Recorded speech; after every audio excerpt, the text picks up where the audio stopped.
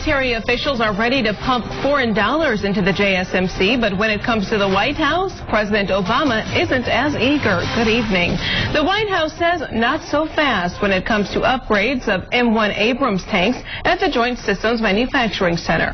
In the past week, we've told you about additional money in House Resolution 4310 for Abrams work at Lima and tank upgrades for Saudi Arabia and Egypt of tanks the U.S. sold those countries years ago.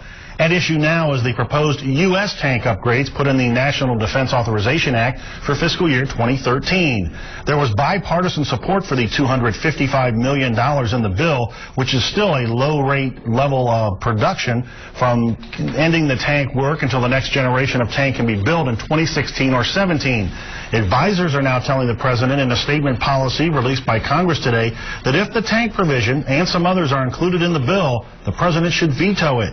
3rd District Congressman Mike Turner of Dayton says, let's not get ahead of ourselves. No, I don't think that that we're to the point yet of having to count votes to override the veto. Hopefully we can, continue to make the argument to the president, even though he's tried twice before to close this plant, of its importance to national security.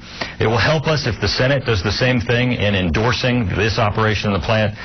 So after this bill leaves the House today, the battle will continue in the Senate, and we'll certainly be a strong advocate for the Senate to come to the table and support these jobs. The bill goes to the Senate with the tank provision in it. We asked Congressman Turner why the bill is different than last year's, when the president also opposed it, but the funding stayed in the bill. Last year, the president opposed funding for the tank plant. We were able to insert it in the bill. The president, though, did not continue to oppose the bill as it went through. So the tank plant money was able to be retained. The president making such an affirmative stance that he is opposed to continued funding even after the House has found offsets so that the important production at this plant can continue.